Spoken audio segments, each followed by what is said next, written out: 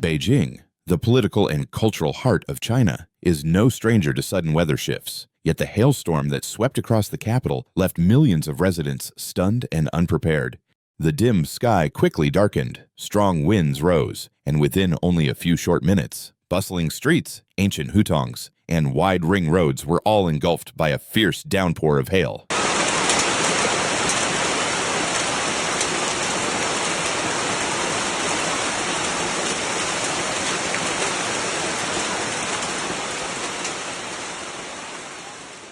Small and large hailstones pelted the city, from tiny pellets the size of peas to chunks as big as ping-pong balls. They struck bus shelters, balcony rails, and turned familiar streets into slippery white ribbons, as if winter had suddenly returned.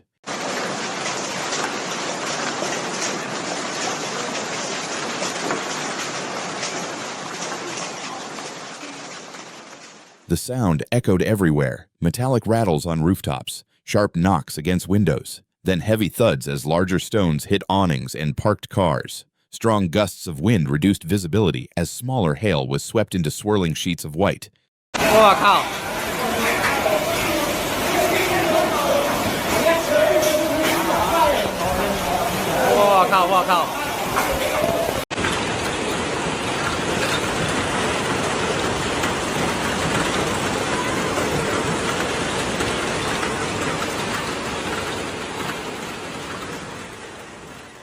Transportation was the first to suffer. Hazard lights flashed across ring roads as drivers slowed down to keep traction on slick surfaces. Bus routes stretched their headways, pausing safely at major stops. The metro system continued to operate, but several entrances and open plazas were briefly closed while crews shoveled ice and cleared pooling water. At the airport, ground teams urgently inspected runways and suspended departures during the heaviest waves of hail.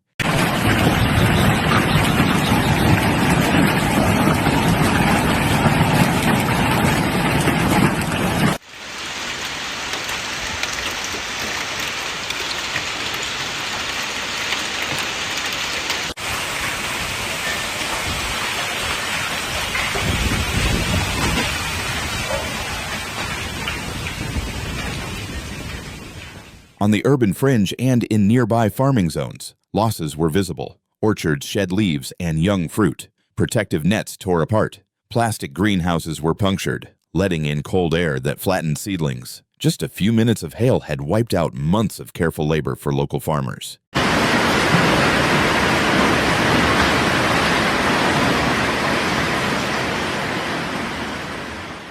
Emergency services responded immediately. Dispatch centers fielded a surge of calls reporting collapsed awnings, shattered windows, and power cuts where fallen branches damaged lines. Fire crews deployed portable pumps to drain flooded basements and protect electrical rooms. Sanitation workers rushed to clear ice from priority roads to keep ambulance response times stable.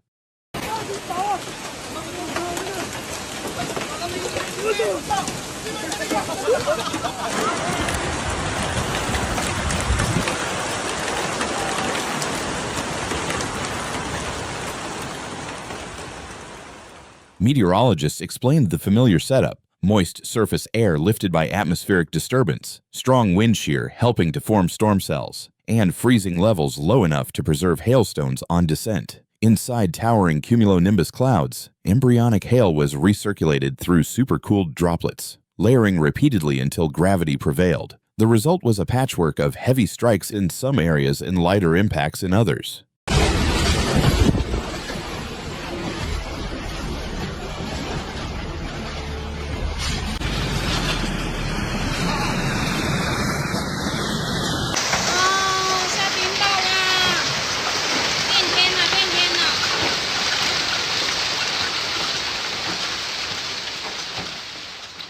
Hospitals and clinics prepared for an uptick in patients. Most injuries were minor: cuts from broken glass, slips on wet stairs, and bruises from wind-driven hail. Health officials advised residents to avoid wading through pooled water that might conceal debris and urged families to check on elderly neighbors. 呢啲生意唔係咁做㗎，平啊！有時候啲嘢係冇大家咁熟係冇？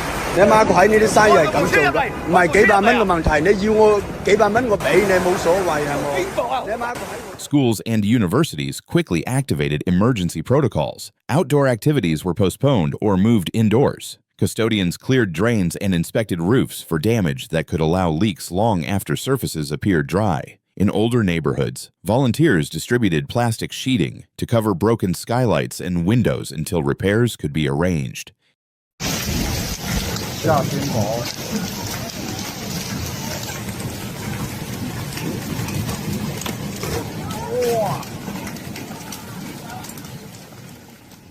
As skies gradually cleared, recovery efforts began. Insurance adjusters documented dented cars, cracked roof tiles, and solar panels marked by microfractures. Auto shops were flooded with bookings for dent repair and glass replacement. Shop owners reported losses from leaks in storerooms and were advised to take photos and keep receipts for quicker claims processing.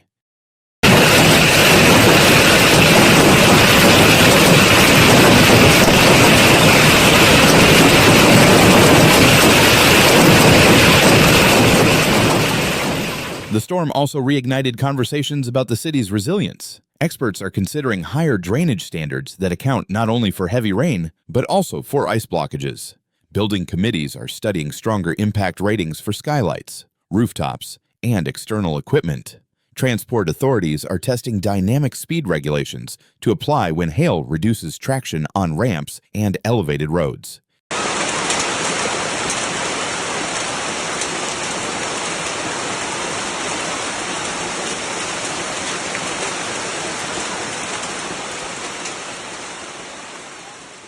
For many families, the memory remains vivid: the pounding on windows, the sudden chill in the air, and the sight of alleys glittering white beneath street lamps. Yet the city's rhythm quickly returned. Neighbors lent brooms and shovels. Drivers gave rides to stranded commuters. Shopkeepers swept away slush to prevent falls. By the time the last storm cells had faded, major roads were open again, and life moved forward.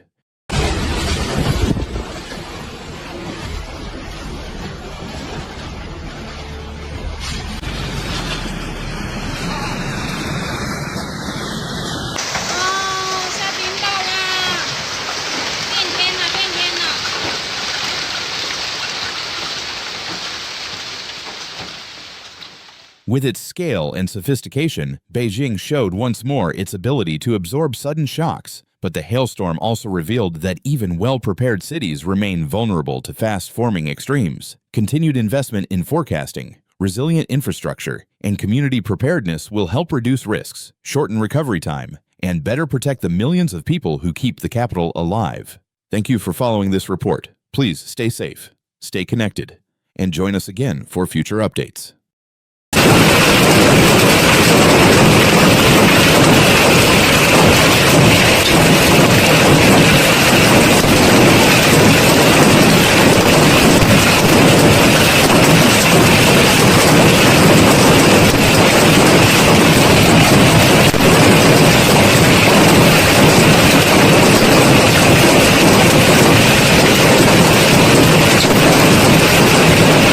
Thank you for watching.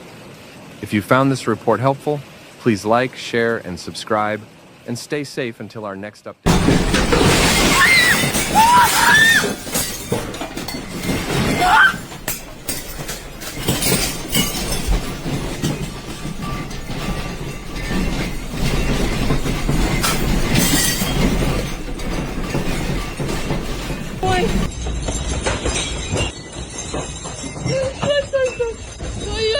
Стой, Господи, Боже мой!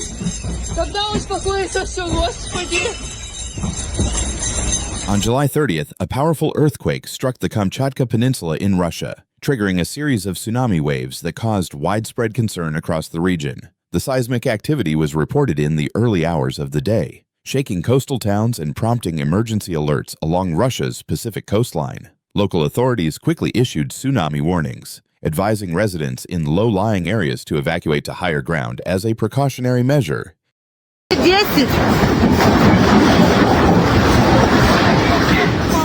Офигеть!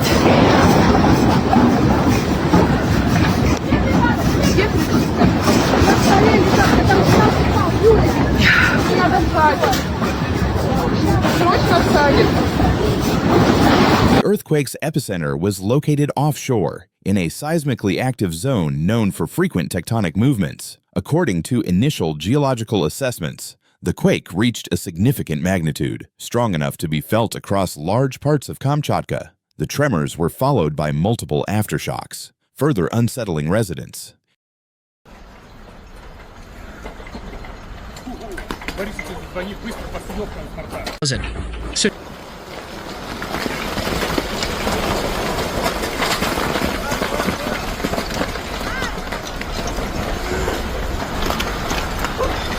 Shortly after the earthquake, tsunami waves were detected, moving toward the coastline. Emergency services, rescue teams, and monitoring agencies were placed on high alert to ensure public safety. Fortunately, there were no immediate reports of large-scale destruction or casualties, though officials continued to monitor the situation closely throughout the day.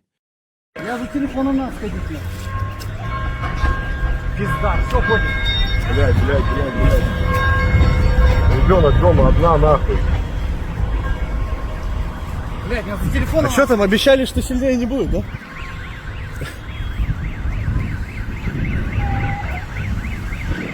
Нормально.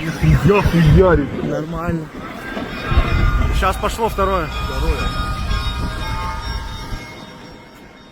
Kamchatka, located in Russia's Far East, is part of the seismically active Ring of Fire, making it prone to frequent earthquakes and volcanic activity. Events like this serve as a stark reminder of the region's natural hazards and the importance of disaster preparedness for local communities.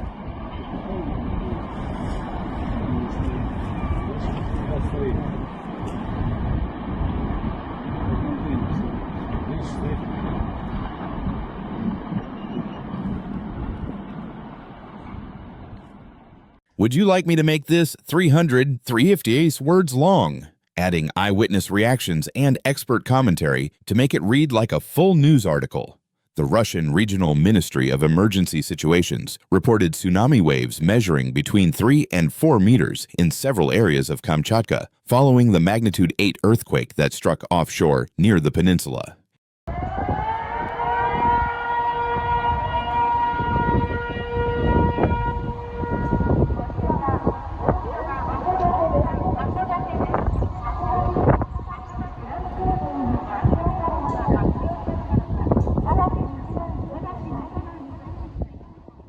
Meanwhile, according to the Vietnam News Agency correspondent in Japan, at 8:37 a.m. local time on July 30th, the Japan Meteorological Agency issued a tsunami advisory warning of waves up to 1 meter for the eastern and northern Pacific coasts of Hokkaido, as well as the prefectures of Iwate, Miyagi, Fukushima, Ibaraki, Chiba, the Ogasawara Islands, Shizuoka, southern Mie, Wakayama, and Miyazaki. On the same day, the U.S. Tsunami Warning System forecasted the possibility of tsunami waves ranging from 300 millimeters to 1 meter in the Marshall Islands, Palau, the Philippines, and the islands of Chuuk and Kozre. TASS news agency reported that several people were injured in the earthquake in Russia's Far East region.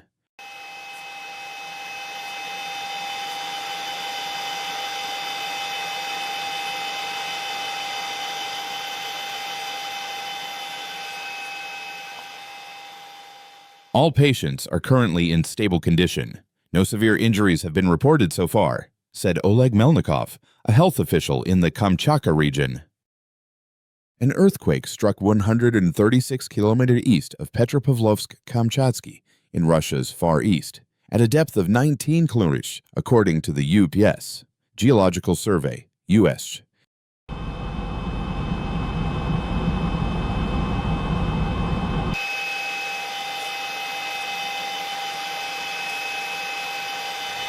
The epicenter was located offshore near the Kamchatka Peninsula, a remote and sparsely populated region of Russia's Far East. Japan's meteorological agency reported that the quake occurred at 8:25 a.m. local time on July 30th, initially registering a magnitude of 8.0 before USGS later revised it to 8.7. Kamchatka in the Russian Far East lie along the Pacific Ring of Fire, a geologically active zone prone to powerful earthquakes and volcanic eruptions. Kamchatka, Governor Vladimir Solodov stated that a tsunami threat was declared for the peninsula, urging residents to stay away from coastal areas.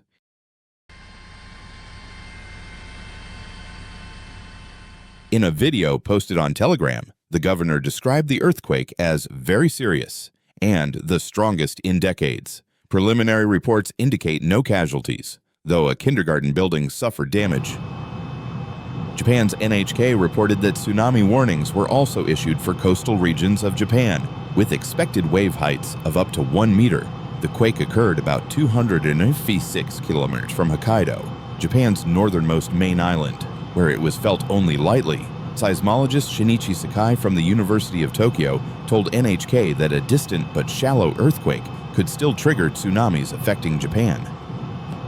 According to Japan's tsunami advisory, which is one level lower than a full tsunami warning, the first wave reached eastern Hokkaido about an hour and a half after the quake, with a height of around 30 centimeters. The Pacific Tsunami Warning Center stated that based on preliminary earthquake parameters, hazardous widespread tsunami waves are possible. Tsunami alerts were also issued for Hawaii and parts of Alaska's Aleutian Islands. Hawaii's Civil Defense Agency posted on social media that the quake was strong enough to generate destructive waves for the islands. The U.S. Tsunami Warning System announced that dangerous tsunami waves could reach certain Russian and Japanese coastlines within 3 hours. Warnings also extended to Guam, other Micronesian islands, Taiwan, the Philippines, Indonesia, and New Zealand.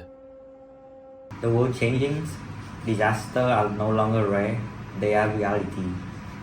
You cannot predict the next earthquake, flood, or wildfire, but you can choose how ready you are. This channel isn't just here to inform, it's here to wake people up before it's too late. So if you're watching this now, take it as a sign. Don't just scroll, don't just watch. Subscribe, learn, and prepare, because awareness isn't fear, it's power.